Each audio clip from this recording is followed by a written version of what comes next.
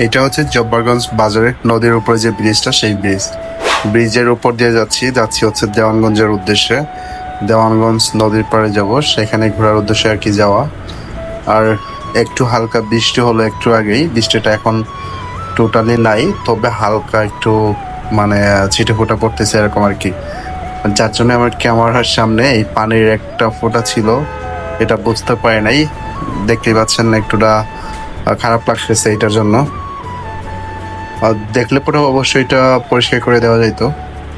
ব্রিজের ভিউটা সত্যি অসাধারণ, খুব সুন্দর লাগতেছে। আর বৃষ্টির পরে আবহাওয়া এবং প্রাকৃতিক দৃশ্যগুলো দেখতেই মানে অতুলনীয়, যেটা কিনা শুধু দেখতেই মন চায়।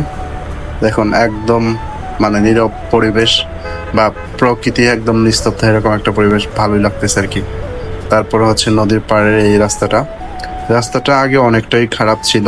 এক সময় এই রাস্তাটা কাঁচা ছিল, এখন যাই হোক টোটালি বক্সিগঞ্জ থেকে দেওয়ানগঞ্জ পর্যন্ত রাস্তাটা মোটামুটি অনেকটাই ভালো। বাট দিন দিন আস্তে আস্তে খারাপ হয়ে যাচ্ছে, দুই পাশে পানি দিয়ে ভেঙে যাওয়ার কারণে। আর সামনে এই রাউন্ডটা দেখুন, এটা হচ্ছে নদীর পাড়ের বা এই যে এই খালের সাইড দিয়ে কতটা সুন্দর লাগতেছে, মানে একদম ক্যামেরাতে ফুটে উঠেছে, সত্যি অসাধারণ।